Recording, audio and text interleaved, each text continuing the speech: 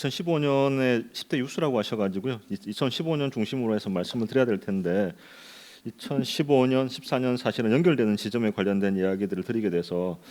좀 잘못했진 않나라고 하는 생각도 얼핏 듭니다만 어쨌든 준비한 바에 따라서 말씀 올리겠습니다. IP 엔타이트러스트 관련된 이슈들은 지속적으로 굉장히 중요한 이슈가 되고 있고 더더군다나 이제 구글을 포함해서 그 미국 기업들을 상대로 해서 유럽 커미션에서 계속 지속적으로 인베스티게이션을 하고 적절한 방식의 어떤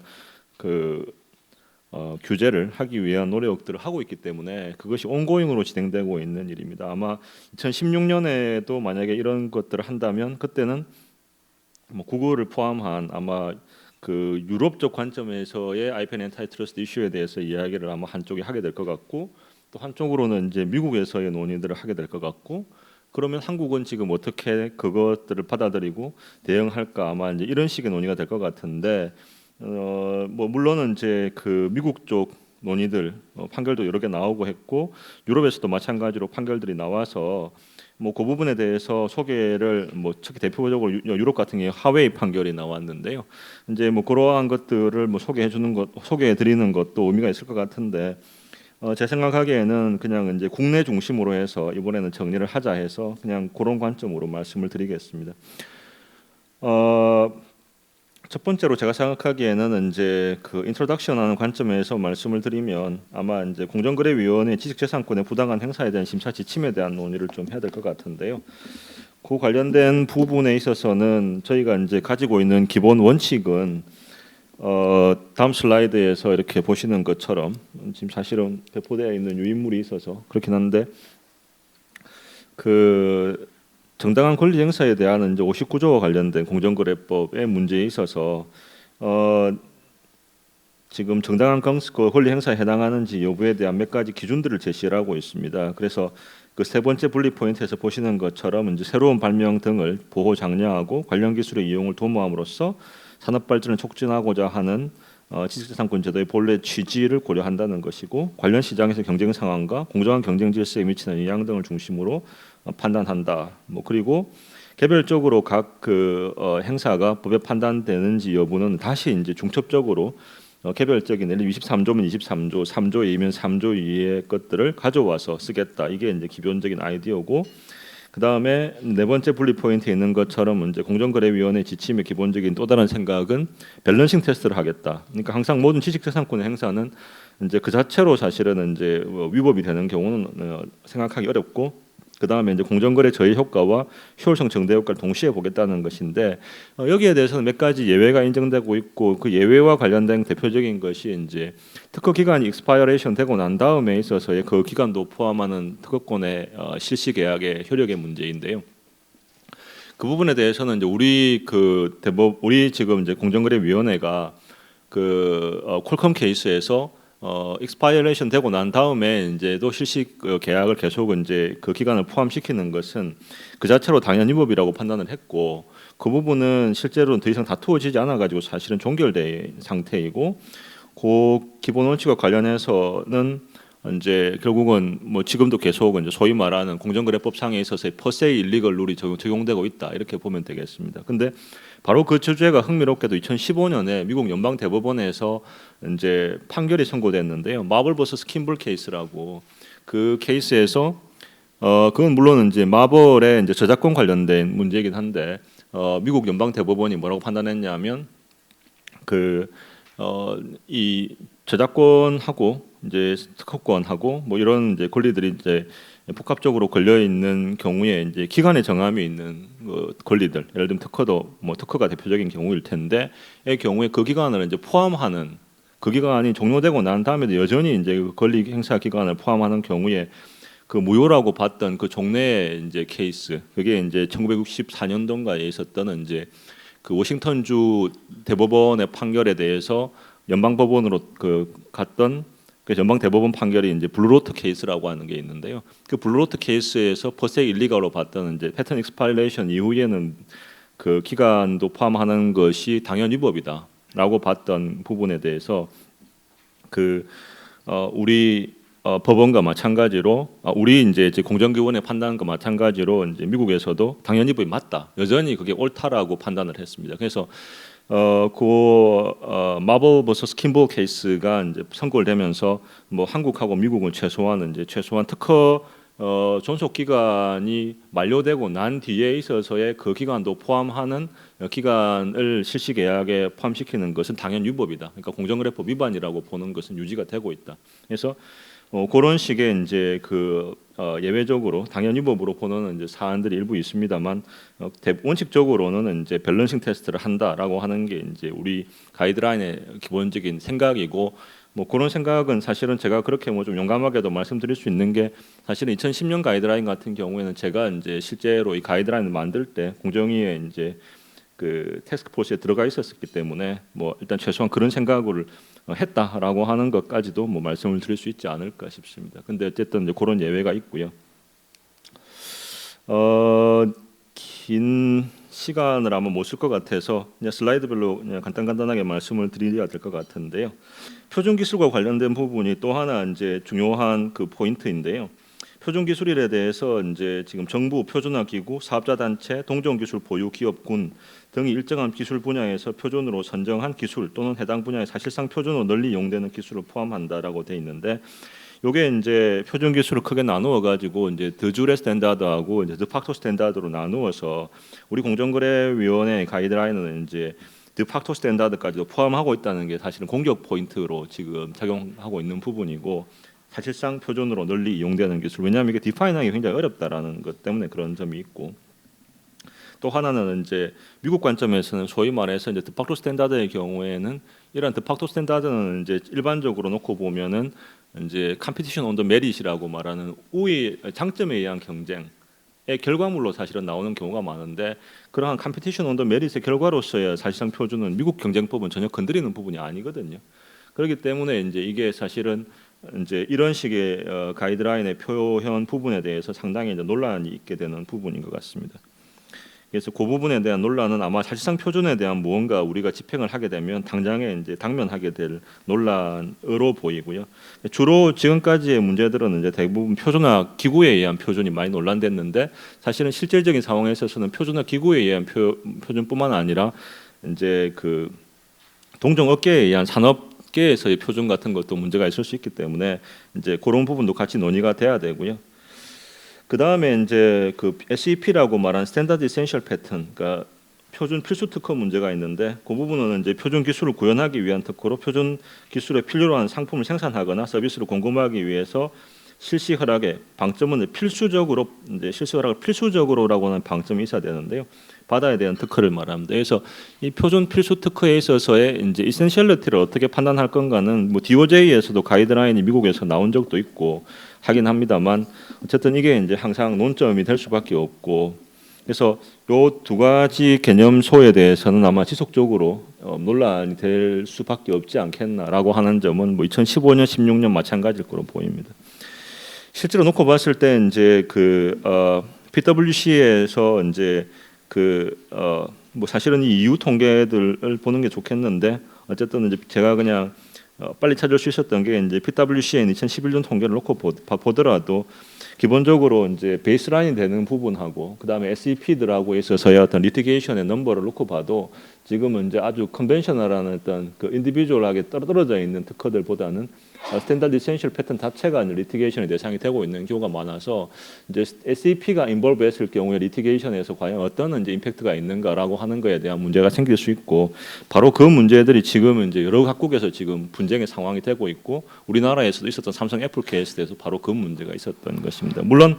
전체적으로 놓고 보면 유럽하고 한국, 미국 상황의 2015년 상황은 뭐냐면, SEP를 들고 들어오게 되면 기본적으로는 상대적으로 제약이 많다라고 하는 것이고, 그 제약 중에 대표적인 게 이제 가처분 신청을 만약에 SEP에서 기초로 하게 되면 가처분이나 금지 청구를 기본적으로 받아들여지기 어렵다라고 하는 부분이 이제 대부분 이제 약간 좀 이제 동의되고 가고 있는 상황이 아닌가 싶습니다. 물론 이제 바로 옆에 있는 나라 일본 같은 경우에 아예 법적으로 가처분 내지는 금지 청구를 막는 것에 대해서도 아마 이제 공업 소유권 심의부에서 논의한 걸로 알고 있는데 뭐 그런 식으로 아예 입법적으로 막는 것은 허용한 자체는 이제 어떤 특허권 자체의 본질을 훼손할 수 있다라고 해서 막진 않았지만 여전히 이제 법원의 판단으로 가처분이나 금지 청구의 요건의 해당성에 있어서 밸런싱 테스트를 함에 있어서 고려될 수는 있지 않을까 싶습니다. 실제로 이제 그러한 SEP가 문제가 됐을 경우에 발생할 수 있는 문제들은 이렇게 이제 흔히 말해지는 게 락인 효과나 이제 홀드업 효과 같은 것들이 있는데 경쟁법적 관점에 놓고 보면은 이제 배제 남용이라고 하는 익스클루전이 발생할 수 있고 아니면 이제 그 익세스 렌트 문제니까 익세시브 로열티 문제라고 하는 이제 이런 그 문제도 발생할 수 있고요. 그래서 뭐 여러 가지 다양한 차원에 있어서의 어떤 그 문제들이 발생할 수 있는데 문제는 이제 이러한 것들에 대해서 뭐 가이드라인을 한국 그 공정위가 준 건 좋은데 지금 이제 우리나라의 지금 공정거래법을 지금 계속 빨리 따라오고 있는 이제 곳이 뭐냐면 중국이거든요. 근데 중국은 우리 공정거래법을 지금 이제 원래 법 자체가 거의 우리 거를 가져다 썼다고 그러니까 거의 번역했다고 할 수준인데. 그러다 보니까 뒤에 나오는 지침들도 우리 공정위 지침이 굉장히 빨리 이제 그대로 번역돼서 들어가고 있는 것으로 보입니다. 그러니까 지금 이제 거기에서 지금 특히 서양에 있는 유럽이나 미국 쪽 지금 기업들이 굉장히 우려하는 포인트가 뭐냐면 이제 2014년 12월 17일 날 나온 이제 이 개정인데 이게 이제 가장 최근에 개정된 겁니다. 근데 이 개정에 뭐가 들어가 있냐면 이제 MP에 대한 규율이 들어가 있는데 MP라는 게 아시다시피 이제 패턴 트롤이라고 종전에 불리는 것이 이제 그 non performing entity 요즘은 뭐 MP 말고도 패턴 어셔선 엔티티라고 해서 이제 PA라고 하는 말도 쓰기도 합니다만 요거에 대해서 별도의 지금 규제가 들어가 있습니다. 그러다 보니까 그럼 결국 중국도 그러면 이런 말을 써가지고 지금 이제 규제를 할 텐데 그럼 얼마 전에 구글이 사실은 이제 중국에서 조단위 지금 이제 과징금을 물었지 않습니까? 근데 그런 문제가 지금 이제 중국에서 우리도 그러면 이렇게 봐라 지금 한국이 이런 예가 있다 그러면서 중국이 이제 MP라고 규제를 하기 시작했을 때 과연 이제 어떤 문제가 있을까에 대해서 굉장히 다들 우려를 하고 있는데 실제 근데 규정을 놓고 보면 별다른 규정이 없습니다. 그러다 보니까 이제 이게 공정거래위원회가 계속 이제 개정을 해나가면서 밀고 나아가는 것이 앞쪽에 지금 이제 곽 박사님 발표 부분에서 있지만 이제 과연 우리나라 같은 경우에는 지금 취재권 자체가 보호가 잘 되고 있는지에 대해서도 퀘스천 마크가 있는데 취재권의 남용에 대해서 이제 계속 개정을 해나가면서 점점 더 이렇게 더 취재권자들이 행사에 대해서 제한을 많이 해나가는 것이 과연 어떨까? 뭐 이게 우리나라 그러니까 결국은 특허법이라는 게 산업 정책적인 관점을 고려된다고 놓고 보면 우리나라보다도 오히려 지금 중국이 이런 걸 써먹으면 더 이제 도움이 될 수 있는 그런 상황이 아닌가 싶은데 우리도 과연 그런 상황인가라고 하는 거에 대해서 나름의 좀 약간 다들 컨선을 가지고 있는 게 2015년 연말 현재 상황인 것 같습니다. 이게 그래서 이 개정에 대해서는 명백히 잘못됐다라고 뭐 주장하는 분까지도 있는 그런 상황인 것으로 보입니다. 그 다음에 이제 뭐 그래서 실제 놓고 보면 근데 어떤가라고 보면은 이것도 이제 스탯을 좀 보면 PwC에서 나온 2014년 통계를 놓고 보니까 예를 들면은 이제 그 실제로 이제 프랙티싱을 하는 PE라고 만약에 부르면 PE하고 MPE하고 비교를 해보면은요 사실은 이제 트롤들이 이겼을 경우에 가져가는 이제 승소했을 때 받게 되는 손해배상 데미지가 훨씬 크긴 합니다. 근데 이것은 사실은 이제 어떤 걸 같이 고려해야 되냐면 이게 약간은 이제 미스리딩 할 수 있다고 제가 생각하기에는 보이는 점이 이제 트롤들 같은 경우하고 달리 실제로 이제 PE들 같은 경우에는 서로 상대방이 다 그 데미지를 입기 때문에 대개의 끝까지 이제 판결을 받지 않고 중간에 세트라는 경우가 많이 생기는데 그 금액들은 다 빠지게 되거든요. 그래서 그렇게 되면 결국은 이제 그 금액들을 제하고 놓고 보면 실제 손해배상액이 사실은 작아질 수 있어가지고 MP들에 대해서 다소 좀 이제 그런 약간 오해가 있을 수 있고 또 하나는 요즘에 있어서 MP라고 하는 게 저는 사실 2014년 이제 공정위 가이드라인 개정에는 전혀 참여하지를 안 했고 못했는데 근데 이제 약간 제가 보기에는 MP에 대한 생각을 좀 이렇게 좀 더 스타디를 잘 해봐야 되는 게 예를 들면 락스타 같은 경우는 락스타가 지금 이게 2014년 12월에 전자신문에 나온 그냥 그림을 갖다가 하나 가져와서 직관적으로 보여드리기 위해서 붙여놨는데 락스타 컨소시엄은 구성 자체가 지금 뭐 마이크로소프트나 소니라든지 애플, 블랙베리, 에릭슨 같은 것들이 회사들이 지금 이제 구글을 상대로 해서 소송을 하고 지금 다소 있는데 물론 이 안에 락스타 컨소시엄의 상대방은 지금 뭐 꼭 구글만 있는 게 아니고 사실은 구글을 직접 상대로 하기보다는 구글이 피고가 되는 경우보다는 대부분의 경우가 뭐 삼성, 하웨이, 그 다음에 LG 뭐 이런 회사들이 주로 피고가 되고 있습니다. 근데 지금 이제 이 락스타 컨소시엄도 사실 일종의 NP거든요. 그러면 과연 이제 이건 어떤가라고 하는 이제 사실은 문제가 있고 또 가장 최근에 소송 중에 하나로 이제 말씀을 드리면은 애플하고 지금 상대로 해가지고 위스콘신 유니버시티가 아주 큰 지금 판결을 하나 받았죠. 그럼 과연 위스콘신 유니버시티도 사실은 NP인데 그럼 그런 경우에 NP에 대해서 지금 이제 우리가 이런 식의 권리 행사에 대해서 제한을 하는 것이 공정거래위원회 지침에 들어가는 게 과연 제대로 무슨 생각을 하고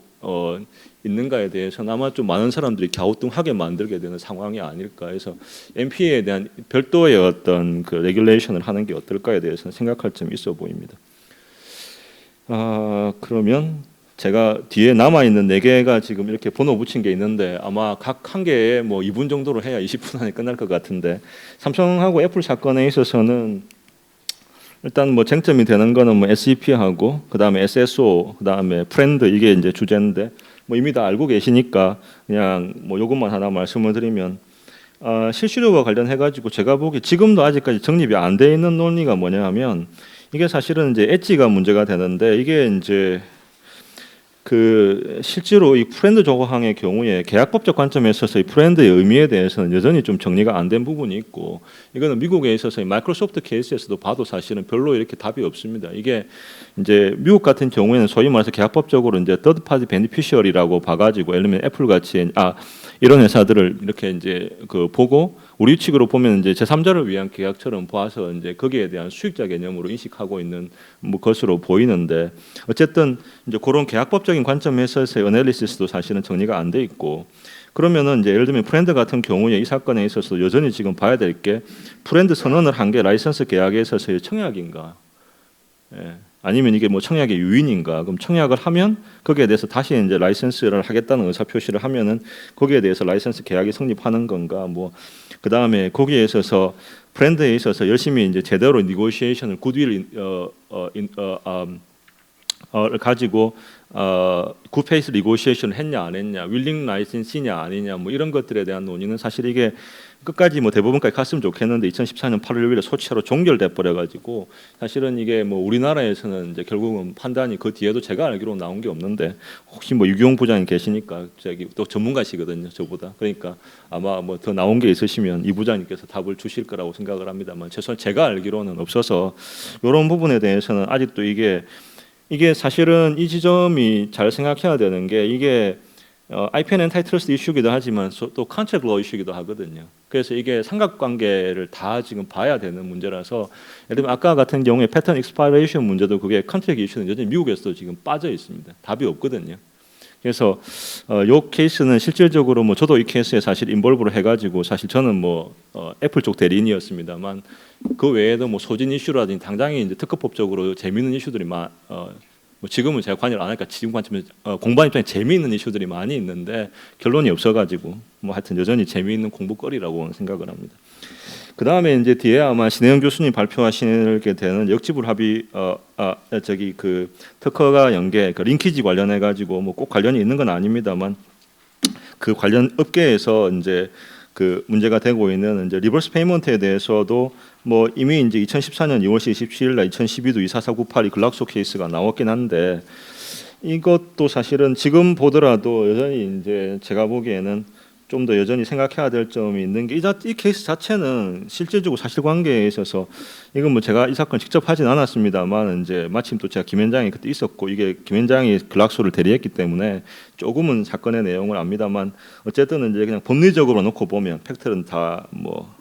아시니까 이게 첫 번째로는 과연 이게 이제 리버스 페이먼트인지 아닌지도 사실은 약간 좀 논란이 있을 수 있는 사건이긴 한데 맞다 손 치더라도 맞다고 하더라도 이제 놓고 보면 그 미국에서 이제 아시다시피 그 2010 어차피 여기에 대해서 지금 리버스 페이먼트에 대해서 사실은 이제 판결이 나오는 바람에 뭐 우리 대법원에 이제 판결하고 요즘은 사실은 이제 이 분야 IPN 엔타이트러스트는 뭐 미국 판결, 뭐 유럽 판결, 뭐 한국 판결이 거의 사이멀테니어스리하게 그냥 다 나와 버리니까 항상 이제 그런 것들을 같이 지금 비교해야 될 상황이 발생하고 있습니다만 어쨌든 이제 우리나라에서 이 부분에 대한 리버스 페이먼트에 대해서는 사실은 미국 논의는 기본적으로 다툼이 있는 것이 이게 리버스 페이먼트를 하게 되면은 바로 그 자체로 이제 퍼세 일리걸인가 아니면 밸런싱 테스트를 하는 룰 오브 리즌인가 하는 게 아주 기본적인 논의인데, 근데 이제 우리 법원이 이 부분에 대해서는 여기 제가 이제 정리한 것처럼 특허권자가 합의에 통해서 자신의 독점적인 이익을 일부 상대방에게 제공하는 대신 자신의 독점적 지위를 유지함으로써 공정하고 자유로운 경쟁에 영향을 미치는지에 대한 개별적인 판단을 하기 위해서 합의의 경위, 내용, 합의의 대상이 된 기간, 합의의 대가로 제공한 경제적인 이익의 규모, 특허 분쟁과 관련된 비용의 예상 이익, 그다음에 합의 등에 대해 정당한 대가 등을 종합적으로 고려하라 그래서 결국은 이제 밸런싱 테스트를 하는 것으로 정리를 이제 한 것으로 보입니다. 그 점에 있어서 이제 뭐 이 법원의 판결은 의미가 있는데, 다만 이제 이 법원의 판결은 제가 보기에는 어떤 이제 약간 좀 우려가 또 있냐 그러면 제가 보기에는 지재권 관점에서 놓고 보면 사실 많은 경우에 지재권 분쟁들은 실제로는 세틀먼트를 통해 가지고 끝나는 경우가 많고 판결이 안 나가는 경우들이 꽤 있는데, 그러면 사실은 이제 이 리버스 페이먼트가 지금 문제가 될 수 있는 지점들이 실제로 공정거래위원회의 지금 지침을 놓고 보면 심사 지침에는 합의하는 것 자체가 경우에 따라서는 위법이 될 수 있는 소지가 있는 경우들이 있어 보이거든요. 그러면 실제적으로는 사실은 합의를 해서 하는 게 사회적으로 보면은 분쟁을 더 이상 진행하지 않아서, 물론 이제 변호사 입장에서는 합의가 안 되고 끝까지 가면은 뭐 장점이 꼭 없는 건 아닙니다만 이제 될 것도 사실은 합의가 사실은 공정거래위원회 공정거래법 위반 문제 때문에 안 될 수 있는 상황들이 있어서 그 부분에 대한 어떤 가이드라인은 여전히 좀 비어 있는 상황이 아닌가. 그러니까 결국 이제 이 판결은 단순히 리버스 페이먼트에 대한 어떤 판결임에 더해서 실질적으로 놓고 보면은 이제 일종의 세틀먼트를 할 경우에 지금 이제 세틀먼트 자체에 대한 부분이 지침에 들어있기 때문에 이제 참고될 수 있는 판례가 될 수 있는데, 그 부분에 대해서 어떤 일정한 부분에 대한 보완이 없으면 실질적으로는 마치 예전에 이제 기억하시겠지만 정현주 사장님이 그 KBS에 뭐 있을 때 KBS가 합의를 하는 바람에 정현주 사장이 사실은 배임죄가 문제가 돼가지고 법원에 결국 무죄가 나긴 했습니다만, 그런 문제가 있는 것처럼 이것도 합의가 있으면 마치 이제 공정거래법 이슈가 있을 수 있는 것처럼 사실은 이제 그런 임플리케이션을 줄 수 있어서 그런 점에 있어서도 이게 IP 엔타이트러스트에서 실제적으로 단순히 리버스 페이먼트 이슈뿐만 아니라 사실은 이제 일반적인 세틀먼트와의 관계에 있어서의 공정거래법 이슈는 어떻게 될 것인가에 대한 어떤 지점을 좀 정립할 필요가 있어 보입니다. 이미 뭐 시간이 지났을 것으로 보여가지고 딱 한 말씀만 더 드리면, 지금 최근에 이제 이 사건 중에서 SEP에 대해서 굉장히 잘 정리한 케이스가 이게 아마 10월 달이었던 것으로 기억하는데, 마이크로소프트하고 노키아 간에 있어서의 이제 기업 결합 케이스입니다. 여기 머저 케이스를 그 공정거래위원회 이제 그 보고서 의결서를 한번 잘 보시면 이게 이제 SEP하고 넌 SEP에 있어서의 어떤 그 공정거래위원회 입장을 잘 이해할 수 있었다고 보입니다. 그래서 뭐 요거는 제가 시간이 20분밖에 없어가지고 이거를 뭐 길게 말씀드릴 수가 없어가지고 그런데, 하여튼 그 놓고 보면은 이제 SEP하고 넌 SEP 간에 있어서 서로 취급을 달리합니다. 공정거래위원회가 기업 결합을 노키아하고 이제 쉽게 말하면 노키아를 인수함에 있어가지고 공정거래위원회 입장에서 이제 마이크로소프트가 해야 될 일에 대해서 어떤 이제 오블리게이션을 부여하냐면, SCP의 경우에 이 스마트폰의 필수 특허를 많이 보유하고 있는 마이크로소프트가 이제 기업 결합으로 직접 휴대폰을 생산해가지고 수직 계열화되는 경우를 생각해서 이렇게 되면 결국은 특허료가 과도하게 인상되거나 차별될 우려가 있지 않느냐. 그러니까 이런 경우를 생각해서 SEP에 대해서는 뭐라고 하고 있냐면, 프렌드 조건으로 라이센스를 하겠다고 한 약속을 지켜라. 그 다음에 신청인이 대한민국에 본사를 두고 있는 스마트폰이나 태블릿 제조사가 생산한 스마트폰이나 태블릿에 대해서 위와 같은 SEP가 침해하였다는 이유로 판매 금지 명령이나 수입 금지 명령을 청구하지 않겠다는 걸 미리 동의를 받아 놓습니다. 공정거래위원회가. 사실은 근데 이 동의 의결의 효과가 어떻게 되느냐, 불복이 어떻게 되느냐에 대해서 제가 논문을 하나 썼습니다만, 몇 개의 이제 논문을 썼는데 그 부분에 대해서는 이제 가장 최근에 제가 쓴 글로는 제가 위에 여기 이제 계속 혹시 뭐 제가 시간이 부족할까봐 참고하시라고 여기 써놓았는데, 경쟁저널 183호에 보시면 이것들에 대해서 각각 어떻게 지금 취급을 하고 있는지인데, 사실은 공정위가 동의 의결을 통해 가지고 실질적으로는 이제 이 SEP를 기초로 해가지고 판매 금지 명령이나 수입 금지 명령을 구하는 것을 사실상 막고 있습니다. 근데 이게 이제 어떤 그 법적인 의미가 있을까에 대해서는 좀 사실은 스터디를 할 필요가 있는데 이러한 뭐 결정도 있었다. 이거 말고도 쟁점이 꽤 있습니다. 이 지금 결정문 안에는. 근데 어쨌든 뭐 시간이 없으니까 제가 더 하면 분명히 아마 말 들을 것 같아서 네, 여기서 마치도록 하겠습니다. 네, 이상입니다.